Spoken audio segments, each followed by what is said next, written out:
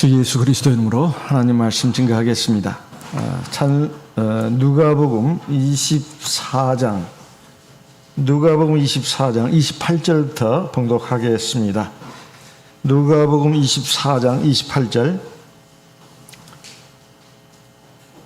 누가복음 24장 28절. 저희의 가는 촌에 가까이 가매 예수는 더 가려 하는 것 같이 하시니 저희가 강권하여 가로되 우리와 함께 유하사이다. 때가 저물어 가고 날이 이미 기울었나이다 하니 이에 저희와 함께 유하러 들어가시니라. 30절. 저희와 함께 음식 잡수실 때에 떡을 가지사 축사하시고 떼어 저희에게 주심에 저희 눈이 밝아져 그인 줄 알아보더니 예수는 저희에게 보이지 아니하시는지라. 32절. 저희가 서로 말하되 길에서 우리에게 말씀하시고 우리에게 성경을 풀어주실 때에 우리 속에서 마음이 뜨겁지 아니하더냐 하고. 33절. 곧 그 시로 일어나 예루살렘에 돌아가 보니 11사도와 및 그와 함께한 자들이 모여 있어. 34절 35절 같이 읽겠습니다. 말하기를 주께서 과연 살아나시고 시몬에게 나타나셨다 하는지라. 두 사람도 길에서 된 일과 예수께서 떡을 떼심으로 자기들에게 알려주신 것을 말하더라. 우리가 믿음을 갖고 산다고 하지만은 때로 우리가 그럴 필요가 없는데 참 실망하고 낙심할 때가 있습니다. 그리고 참 내가 참 불행하다 이렇게 느낄 때가 있다 이 말이에요. 그런데 그것이 사실상은 우리가 하나님이 나와 함께 하시고 그리고 하나님이 우리에게 주신 그 사랑의 경륜을 잘 믿지를 못해가지고 그런 것이라고 우리가 하나님 말씀을 통해서 깨달을 때가 있습니다. 오늘 말씀이 바로 그에 관한 말씀입니다. 주님이 십자가에서 죽으시고 부활하셨다고 하지만은 사실 그걸 본 적이 없습니다. 그리고 이미 죽으면 다 끝나는 건데, 그리고 이제 그분에게 모든 것을 걸고 살았던 제자들이 사실상 이제 삶에 대한 모든 희망이 사라지고 이제 어떻게 살아야 되나 아주 낙담을 했습니다. 그래도 이렇게 있을 수는 없기 때문에 우리의 살 길을 찾아가자 해가지고 엠마오라고 하는 그 시골 마을로 가는 두 제자가 있었습니다. 그 엠마오라고 하는 마을은 예루살렘에서 서북쪽으로 한 12km 떨어진 시골 마을이라고 합니다. 그런데 그때 주님께서 이 두 제자와 함께 하면서 같이 길을 가고 있었습니다. 그런데 그 두 제자는 예수님이 부활해가지고 자기들과 함께 길을 가는 것을 알아보지를 못했어요. 왜 그러냐면 그들의 눈이 가려졌다 이렇게 되어 있습니다.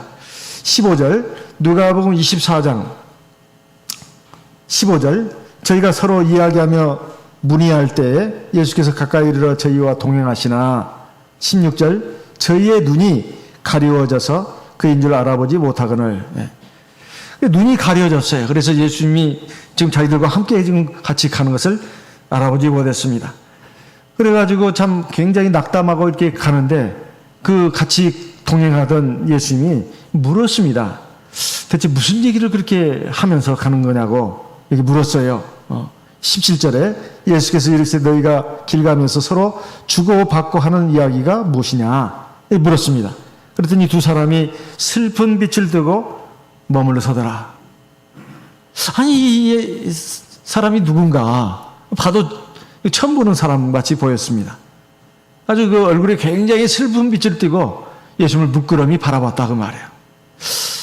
이렇게 또 물으니 우리가 말을 하는 게 좋겠다 해서 이제 말을 하지 않았습니까? 바로 18절 이하에 보게 되면 당신이 가만히 보니까 예루살렘에 다녀간 사람 같은데 최근에 이 예루살렘에서 일어난 일을 알지 못합니까? 그래서 예수님이 물었습니다. 무슨 일이냐고. 19절에 무슨 일이냐. 그러니까 이 나사렛 예수라고 말해요. 그 유명한 분 있지 않습니까? 그분은 하나님과 모든 백성 앞에서 말과 일에 아주 유능한 분이었습니다. 그들은 선지자였습니다. 그런데 우리 대지사장들과 관원들이 세상에 그 좋은 분을, 훌륭한 분을 갖다가 사형 판결을 내리고 그리고 십자가에 못 박아 죽였습니다. 그 일을 모르십니까? 이게 물은 거예요. 사실 우리는 그분이 우리 이스라엘을 구원할 분이라고 기대를 걸었던 것입니다. 그런데 그분이 죽고 나서 지금 사흘째입니다. 이런 얘기를 하는 거예요. 그러면서 22절 이하에 보면 이제 또 주목할 만한 사실을 얘기를 합니다. 또한 우리 중에 어떤 여자들이 막달라 마리아도 다른 마리아 아니겠습니까? 우리로 놀라게 했다는 거예요. 예수님 무덤에 가서 예수님이 살아난 것을 봤다는 것입니다. 그런데 여기 보면 23절에 그의 시체는 보지 못하고 와서 그의 살으셨다는 천사들이 나타나는 보았답니다. 그런데 그 뒤에 또 예수님이 그의 무덤에 또 나타나지 않았습니까? 근데 아직 이 제자들은 그 말까지는 못 들은 것 같습니다. 어쨌든 가가지고 시체는 안 보이고 천사들이 나타나 예수님이 살아나셨다 하는 얘기를 전하더라는 거예요. 그리고 또 24절에 보니까 또 우리와 함께한 자 중에 두어 사람이, 이건 베드로와 요한을 말합니다. 두어 사람이 무덤에 가연 여자들이 말한 바와 같음을 보았으나 예수는 보지 못하였다 하거늘 시체는 못 봤어요.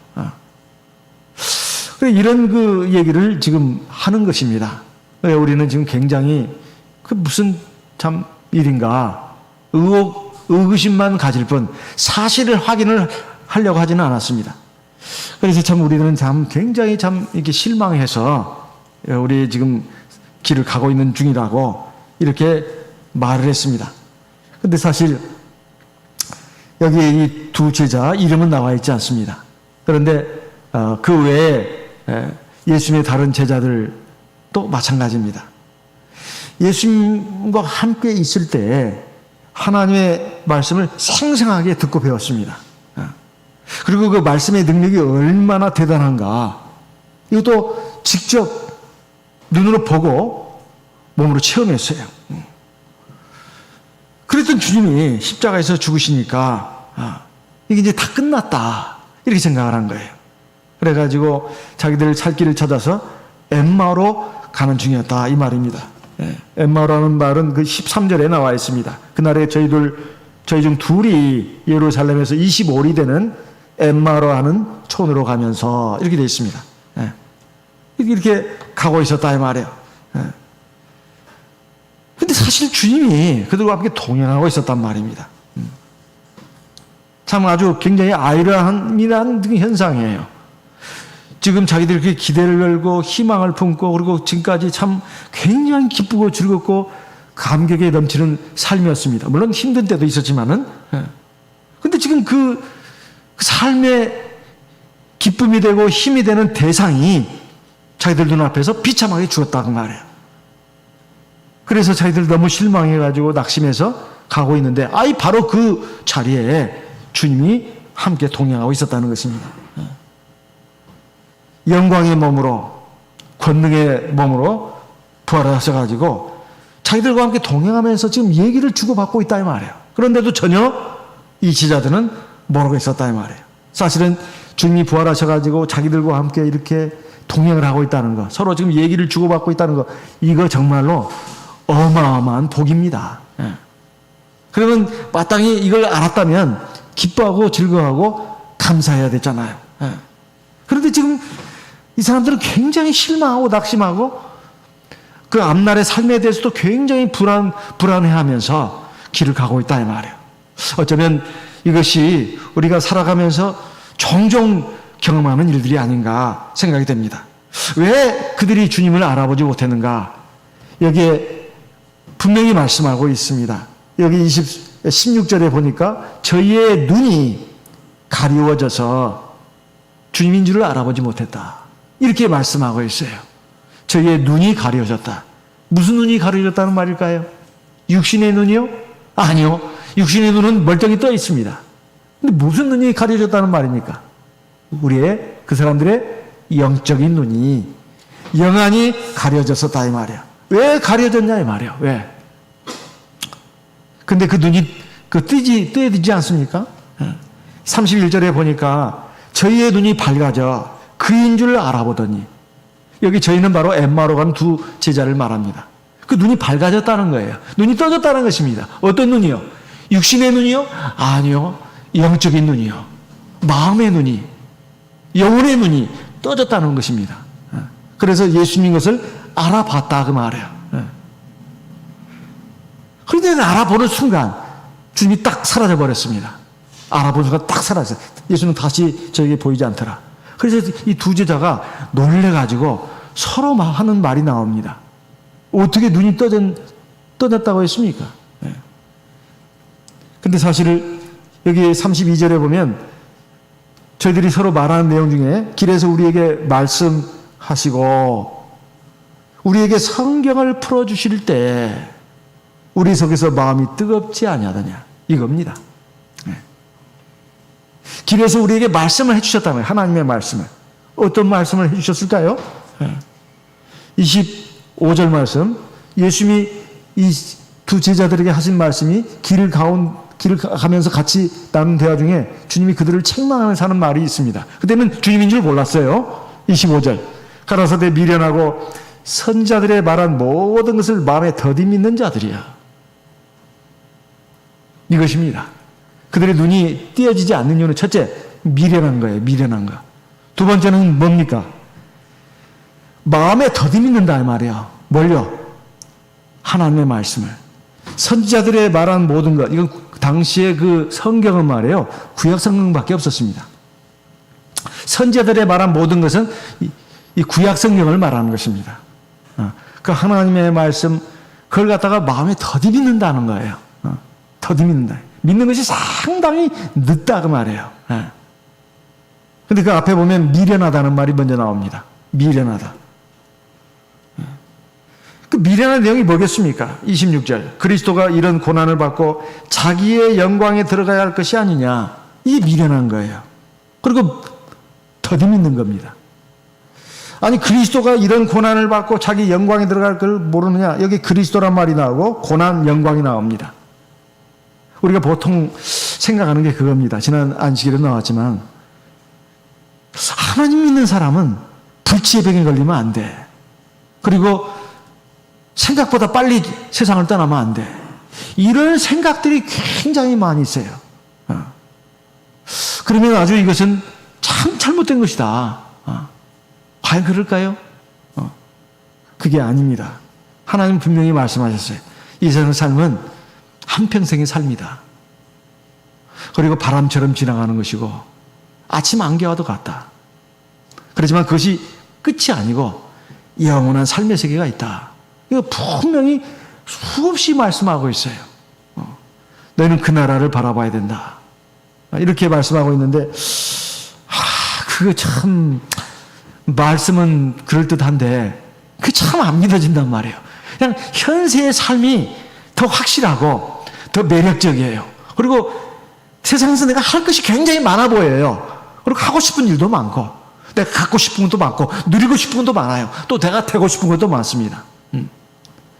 그러니까 하나님의 말씀은 참 이게 언제 이루어질지도 모를 일이고 그게 과연 확실한가 그것도 모르겠어요. 두 번째, 그리스도가 이런 고난을 받고 자기 영광에 들어갈 것이 아닌가.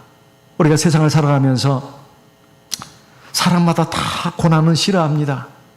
누가 아프고 실패하고 고통을 겪는 걸 좋아하는 사람이 어디가 있겠어요.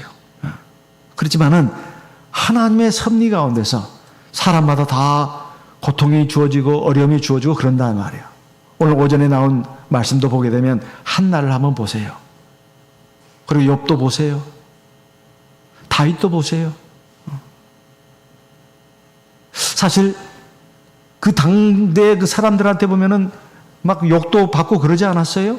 한나는 그 분인나라는 대적이 있어가지고 막 그냥 깔꼬리로 쑤시듯이 막 그 한나를 괴롭혔잖아요. 예?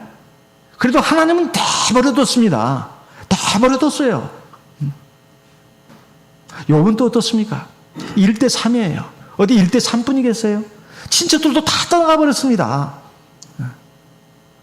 좋을 때는 막 와서 그냥 같이 어울리고 그랬어요. 그런데 욥이 그 지경이 되니까 다 터져버려서 심지어는 아내도 말해요. 다윗은 또 어떻습니까?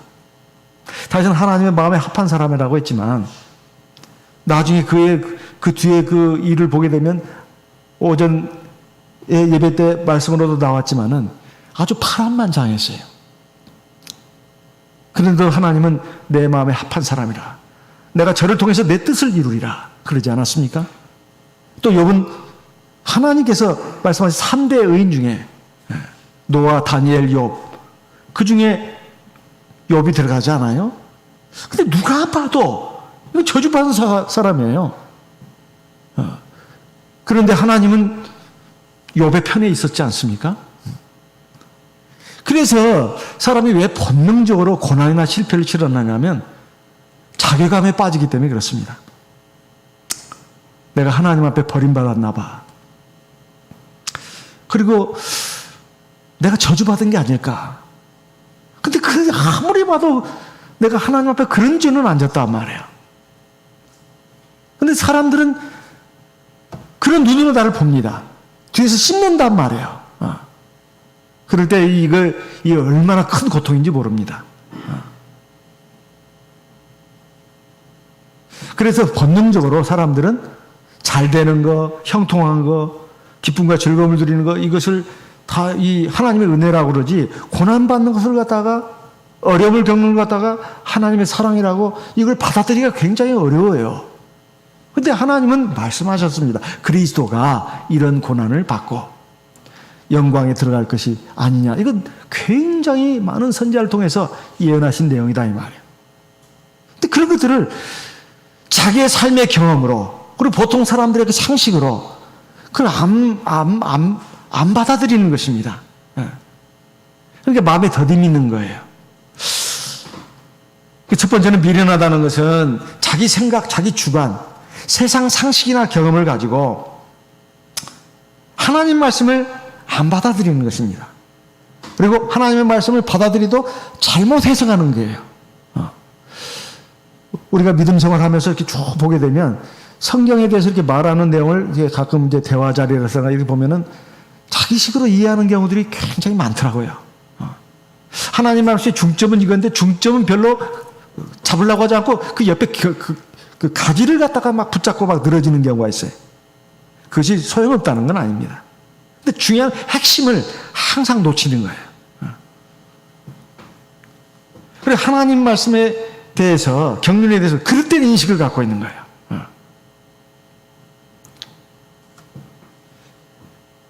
독일에 강욱 목사님이라고 계십니다. 우리 한국에도 자주 다녀가셨어요. 지금 코로나 때문에 못 오고 계시는데 이분이 3년 전에 미국 LA에 가셨답니다. 그런데 공항에 이제 마중을 나오잖아요, 형제가. 왜냐하면 거기에 또 신학 강의가 있으니까 이제 거기에 가신 겁니다. 근데 마중 나온 형제가 어떤 자매님이 병이 나셨는데 목사님을 만나 뵙고 싶어 합니다. 그러는 거예요. 그래서 그 도착한 다음 날부터 신학 수업인데 그러면 지금 밖에는 시간이 없으니까 그리 갑시다. 그래가지고 도착한 바로 그날 당일 오후에 말입니다. 그 자매 집으로 갔어요. 미국 LA입니다. 로스앤젤레스. 근데 그 자매의 아버지는 말이에요. 교회에서 집사님이신데 딸한테 말했어요. 그 자매님한테 곧 우리 미국 총회 그 신학원이 개강을 하는데 이번에 강욱 목사님이 와서 어떤 과목 신학 강의를 하게 됐다. 그렇게 말을 전해줬습니다. 그 방에 집안에 누워있는 그 딸한테 말해요. 근데 그 딸이 아버지한테 그러더래요. 제가 마지막으로 그 목자님을 한번 좀 만날 수 있으면 좋겠습니다. 이렇게 말했습니다. 그래서 그 목자님이 그 자매 집을 방문했대요. 근데 그 자매가 가서 보니까 말기암 환자들이에요. 말기암. 집안에 그 침대에 누워 있었습니다. 대화를 해보니까 정신이 굉장히 또렷했어요. 그러면서 그 자매가 목자님한테 그러더랍니다. 목자님, 하나님 일 더 많이 해주세요. 힘을 내서 해주세요. 어렵고 힘든 일이 있더라도 잘 견뎌내면서 하나님 일 많이 해주시기 바랍니다. 이렇게 말하더랍니다. 그래서 목자님이 그 자매한테 말했대요. 나도 예전에 뇌수술을 받고 치료받은 적이 있습니다. 제가 그때 그 자리에 있었습니다. 근데 지금 제가 기억하기로 지금 말레이시아 사반지 말레이시아인지 그 조금 헷갈립니다. 거기서 연총회의가 있었는데 그때 세계 각국의 목자들이 다 모였어요. 근데 갑자기 밤에 호출 명령이 떨어져 가지고 나와서 모이라는 거예요. 회당에. 강학 목자님이 쓰러지셨다는 겁니다. 뇌혈관이 터져가지고 그래가지고 막 뇌에 피가 가득 고였대요. 생명이 위독하다고. 그래서 목자님들이 한밤중에 일어나가지고 다 기도했습니다. 네. 놀라운 일이 벌어졌어요. 살아났습니다. 그리고 정신도 다시 온전하게 회복했어요. 그래서 지금 한국에도 다녀가고 계신 그런 분인데요. 그 하나님의 은혜로 이렇게 내가 살아났다. 이걸 얘기를 했습니다. 그러고 나서 이제 같이 그 자매하고 그 침상에 누워있는 자매하고 같이 하나님께 기도를 했답니다. 기도를 하면서 이 목자님이 아마 안수기도도 했겠죠. 성령이 굉장히 충만하더래요. 그 기도를 마치더니 그 자매가 이런 말을 하더랍니다. 목자님한테. 이 말이 그렇게 가슴에 감동을 줬대요. 이제 제가 언젠가 죽게 된다면 누군가가 저희 장례식에, 내 장례식에 참석을 할 겁니다. 그렇지만 목자님, 그건 장례식이 아니고 말이에요. 저 결혼식이에요. 네.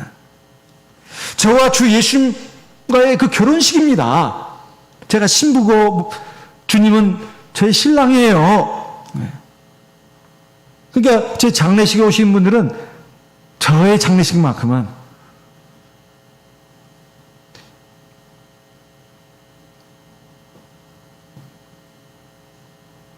장례가 아니고 결혼식이니까 결혼식으로 알고 오시면 좋겠습니다.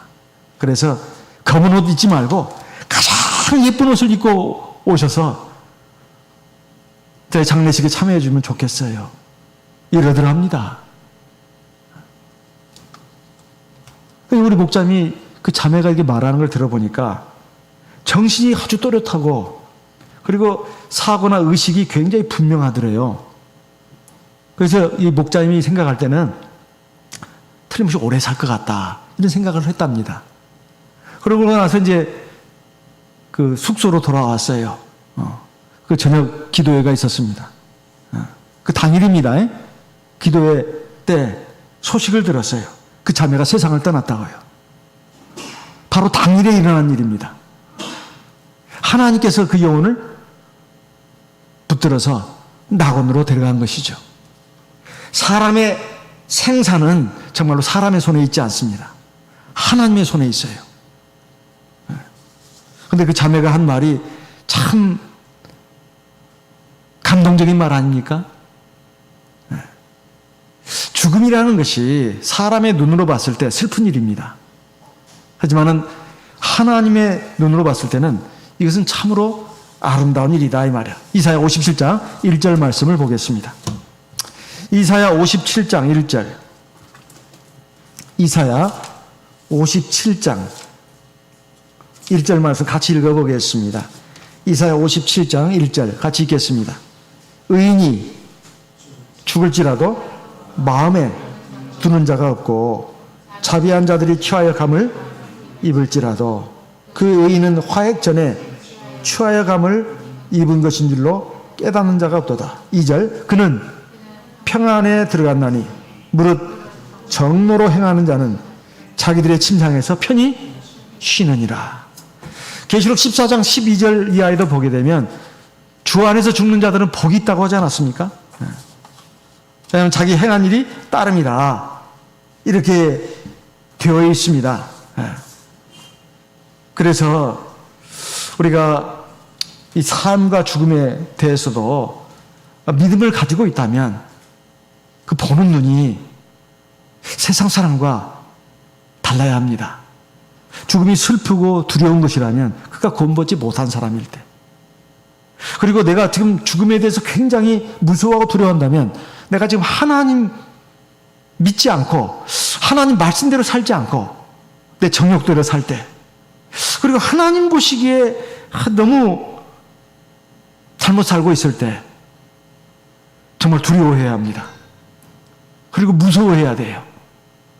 하지만 그게 아니라면, 내가 비록 부족하고 연약하고 그렇지만은 하나님의 크신 긍휼과 자비 가운데서 살고, 내가 부족하니까 더 하나님을 의지하고, 부족하니까 하나님 말씀에 순종하는 데 있어서 여러 가지 부족함이 있는데 그래도 성령을 의지해서 하나님 도와주시라고 하면서 나간다면 하나님께서 함께 하십니다. 그래서 바로 이런 것들이 없다면 미련한 것입니다. 미련한 거예요. 그래서 이사야 55장 7절 이하에 보게 되면 그 유명한 말씀, 악인은 그 길을, 불의한 자는 그 생각을 버리고 여호와께로 돌아오라. 그리하면 그가 긍휼히 여기시리라. 우리 하나님께로 나오라. 그가 널리 용서하시리라. 여호와의 말씀에 내 생각은 너희 생각과 다르며 내 길은 너희 길과 달라서 하늘이 땅보다 높은 같이 내 길은 너희 길보다 높으며 내 생각은 너희 생각보다 높으니라. 내 입에서 나가는 말도 헛되이 내게로 돌아오지 아니하고 나의 뜻을 이루며 나의 명하여 보낸 일에 형통하리라. 그러니까 하나님의 말씀, 하나님의 생각이 참 내 생각과 다르다고 느껴질 때 참 우리는 보통 이 믿음을 갖지 못하면 내 생각대로 나가기가 쉽다 이 말이에요. 그렇지만은 내 생각을 내려놓고 하나님의 생각, 하나님의 뜻, 하나님의 말씀, 하나님의 인도하심에 순복할 줄 아는 것이 결국은 자기를 위한 길이다 하는 것입니다. 그리고 나의 뜻을 이루며 나의 명하여 보낸 일에 형통하리라 이렇게 말씀하고 있어요. 이사야 55장 7절로 11절의 말씀입니다. 그래서 주님이 저보고 너 미련하다 그러면은 바로 이것 때문에 미련한 거예요. 내 생각, 내 뜻, 내 길 자꾸 고집하는 겁니다. 하지만 하나님의 말씀, 하나님의 뜻, 하나님의 인도하심에 순종을 하는 그런 마음이라면, 그런 자세고 그렇게 나가고 있다면 지혜로운 것입니다. 두 번째는 바로 더디 믿는 자들이라고 되어 있지 않습니까? 하나님 말씀과 하나님 역사를 잘 믿지 않는다는 뜻입니다. 불신앙을 말하는 거예요. 우리가 하나님을 믿는다 하면서도 사실 머릿속으로만 믿는 경우가 많아요. 실제 보면은 생활로 딱 들어가서 보면 잘 안 믿는 경우가 많아요. 그래서 얘가 좀 밤예배 때 많이 나옵니다. 십계명과 율례가 신약 성경에 와서는 바뀐 게 아니라 그대로 십계명과 율례고 그것이 말씀이라고. 그 말씀 가운데 보면 세세하게 잘 나와 있어요. 근데 그것은 다 십계명입니다, 사실은. 예를 들면은 함부로 비판하거나 그러지 마라. 그 십계명입니다. 뭐 어떤 게 십계명? 그거 어떻게 십계명이에요? 왜 십계명이 아니에요? 그게 살인하지 말라는 그 계명에 연결될 수 있는 거 아닙니까? 거짓 증거하지 말라는 것에 연결될 수 있는 거 아니에요? 그리고 너를 인도하고 너를 이끄는 사람들에게 순복해라. 그 십계명입니다. 왜냐하면 하나님의 이름이 거기에 있으니까. 그것은 윤리 도덕에 해당하는 문제는 아닙니다. 그건 자기 생각이에요. 사실은 간단합니다. 십계명이에요. 그것도 줄이면 2계명이에요. 하나님 사랑, 사람 사랑. 그것도 딱 줄이면 딱 하나예요. 하나님을 경외하고 하나님께 순종하라. 우리가 그걸 못 알아들으니까 세세하게 풀어놓은 것입니다. 그래서 우리가 하나님의 말씀을 믿는다고 하는 것은 그래 내가 하나님을 경외하고 사랑하고 의지하면 하나님의 말씀을 내가 참 유심히 보고 듣고 그래 그 말씀을 그건 다 아는 건데 내가 미처 그걸 소홀히 했구나. 그러면 감사하게 생각해야 합니다. 내가 놓치는 게 있었구나. 그래서 그런 부분을 갖다가 이거는 안 지켜도 돼. 그게 아닙니다. 다 십계명에 연결되는 거예요. 그래서 그 말씀에 다 생명이 있고 평안이 있고 기쁨과 즐거움이 있고 복이 있고 형통함이 있다고 말해요. 상이 있다고 말해요. 더디 믿는다는 것은 현실의 힘을 더 믿는 거예요. 현실 세계의 삶을. 그래서 가끔 하나님의 말씀 가지고 이렇게 얘기를 하다 보면 그건 시대에 너무 뒤떨어졌는데요. 그건 너무 거짓이에요. 이렇게 말하는 분들은 지금 세상물에 상당히 들었다는 걸 인정을 해야 합니다. 그런데 그 말은 굉장히 기분 나쁜 말처럼 들어요. 내가 세상 문화에 많이 지금 동화가 됐다. 이것을 인정하고 싶진 않아요. 근데 사실은 동화된 겁니다. 하나님의 말씀은 굉장히 답답해 보이고, 그리고 그렇게 하다가는 뭔가 내가 큰일 당할 것 같아요. 아닙니다. 절대 그게 아니에요. 하나님의 말씀을 따르는 것이 자격의 이익입니다. 그것은 인생을 살면 살수록 깨닫는 거예요. 그런데 좀 지혜로운 사람은 꼭 직접 경험을 통해서 그걸 체득하려고 하지 않고 간접 경험을 통해서도 체득을 하는 사람은 정말 지혜로운 사람이에요. 앞서간 사람들이 어떻게 해서 신앙의 길을 제대로 걸어가서 성공했는가, 어떤 사람들은 자기 생각대로 가서 신앙의 길에서 실패했는가, 그걸 쭉 보면은 알 수가 있습니다. 그걸 보고 우리가 지혜를 얻어야 되는데 그 지혜를 못 얻는 사람들이 있어요. 사람이 다 자기 팔자 소관대로 된 것이지 그게 어디 하나님 말씀을 따랐느냐 안 따랐느냐에서 그렇게 된 거냐, 이렇게 생각한다는 말이에요. 그건 아닙니다. 이게 바로 더디 믿는 거예요. 꼭 보면은 다 실패를 하고 고통을 겪고 나서 뒤늦게 깨닫는 사람들이 꽤 많아요. 사실 거의 대부분 그렇다고 봐야 됩니다. 왜냐하면 약하니까. 우리가 약한 존재니까 그래요. 미련하니까. 하나님의 말씀과 하나님의 역사를 더디 믿는 자들이요. 그랬잖아요. 그래서 우리도 하나님께 참 믿음을 구해야 합니다. 하나님, 저에게 온전한 믿음 주십시오. 그 믿음을 가지려면 어떻게 할까요? 여기 보니까 첫째는 주님과 함께 동행해야 합니다. 주님이 지금 같이 동행했잖아요. 그죠? 오늘 말씀을 보니까 주님이 같이 동행해야 돼요. 그러면 주님이 우리에게 좋은 말씀 많이 주셔요. 좋은 거 많이 주십니다. 정말 주님과 함께 동행해야 돼요. 근데 주님은 동행하고 있었는지 몰랐잖아요. 근데 말을 주거니 받거니 하면서 깨달았습니다. 근데 주님이 동행한다는 게 뭡니까? 여기 보니까 27절에 누가복음 24장 27절입니다. 이에 모세와 및 모든 선자의 글로 시작하여 모든 성경에 쓴 바 자기에 관한 것을 자세히 설명하시니라. 주님과 동행하면서 다른 게 한 게 아니에요. 주님의 말씀을 들은 겁니다. 주님의 말씀을 들은 거예요. 그것도 보니까 모세 및 모든 선자의 글, 이건 구약 성경을 말하는 거예요. 오늘날 우리는 말이에요, 더 좋아요. 더 좋은 책이 또 하나 추가됐지 않습니까? 신약 성경이에요. 근데 구약 성경이나 신약 성경이나 내용은 사실상 같은 겁니다. 같은 거예요.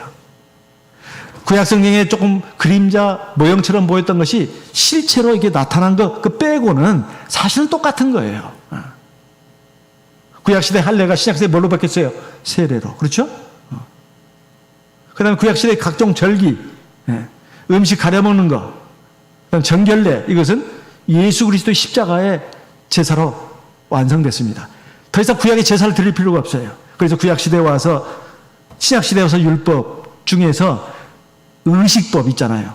할례, 제사, 음식, 절기, 그거 빼고는 말이에요. 정결례, 그것만 사실은 율법입니다. 나머지는요, 다 계명이에요. 십계명을 세분화해 놓은 거예요, 사실은.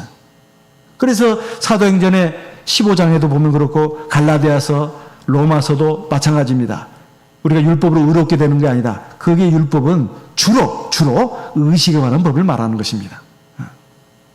안 십계명 가운데 뺄 게 뭐가 있어요? 뺄 게 뭐가 있습니까? 그건 신약 시대에도 지켜야 되는 것입니다. 모세 율법 가운데 상당 부분이 바로 그 십계명을 이렇게 세분화해 놓은 거예요. 그리고 의식법이 있죠. 의식법이 예수님의 속죄 제사로 완성이 됐다는 거예요. 그것을 지킬 필요가 없다는 것이지. 근데 오늘날 아는 일반 교회에서는 이걸 혼동을 해가지고 율법은 지킬 필요가 없다. 오로지 사랑만 지키면 된다. 뭘 모르고 하는 소리입니다. 그 사랑이 뭔 사랑이냐?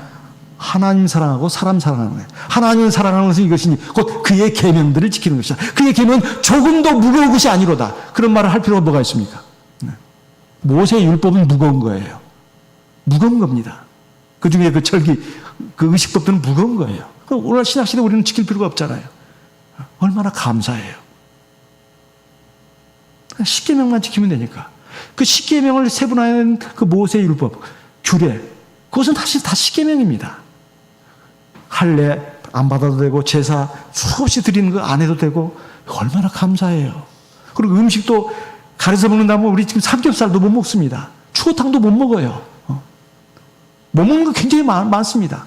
근데 지금 먹게 됐잖아요. 얼마나 감사해요. 또 절기도 지켜야 되죠.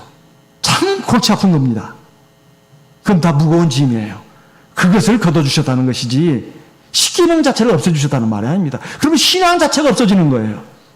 왜냐하면 십계명 자체가 하나님을 경외하라는 것인데요. 그리고 사람 사랑하라는 것인데요. 그래서 그 말씀을 갖다 쭉 풀어주니까 그냥, 그리고 그게 핵심은 바로 예수 그리스도다 이 말이에요. 날이 저물었습니다. 그래서 그 길을 갈 수가 없어서 숙소로 들어가서 우리와 같이 하룻밤 묵읍시다. 우리가 접대하겠습니다. 그래가지고 그날 저녁에 여관에 들어가서 식사를 하는데 주님이 축사 기도하시고 떡을 떼서 주니면서 보니까 그들의 눈이 밝아졌어요.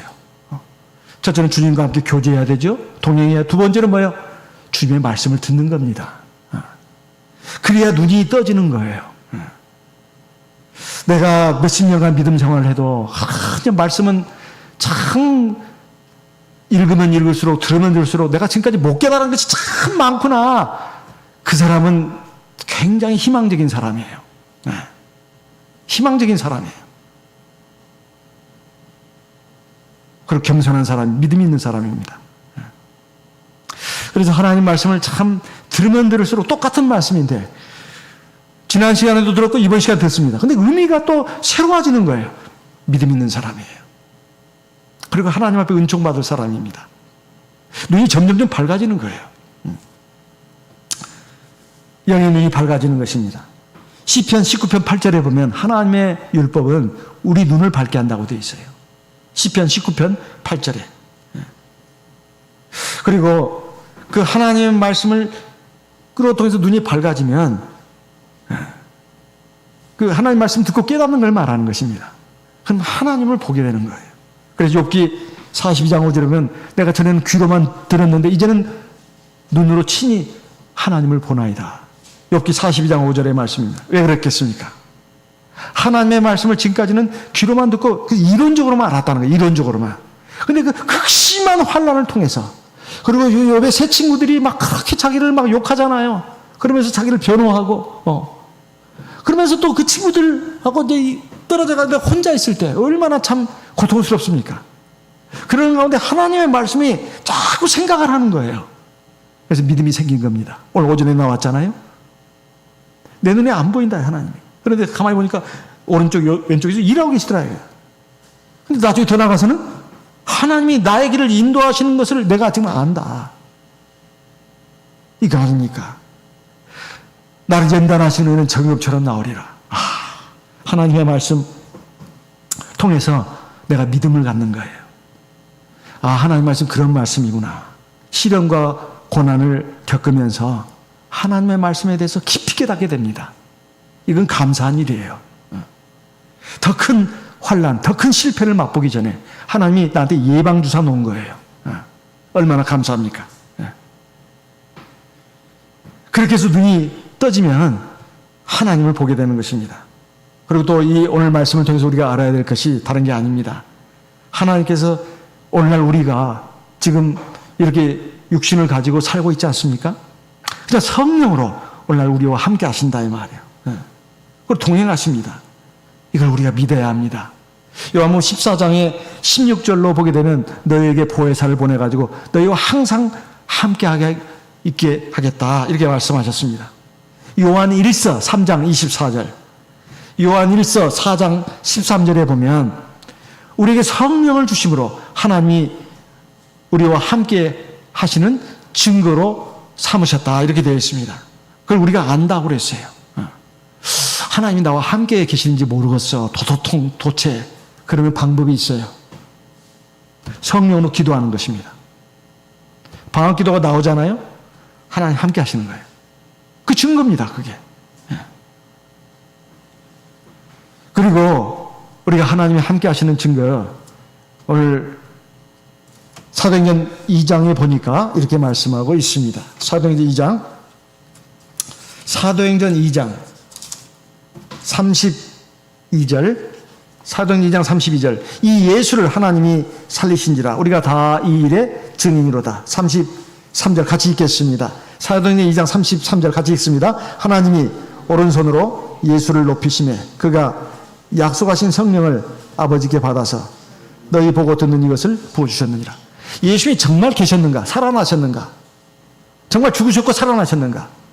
그걸 갖다가 지금 베드로는 성령 받아서 방언 기도하는 걸로 증거를 삼았습니다. 예수를 하나님이 살리셨다. 우리가 다 이 일의 증인이다. 자, 너희들은 지금 우리들한테 말만 듣잖아. 우리가 어떻게 그걸 믿겠냐고. 너희들 속으로 그렇게 생각할지 몰라. 하지만 봐라.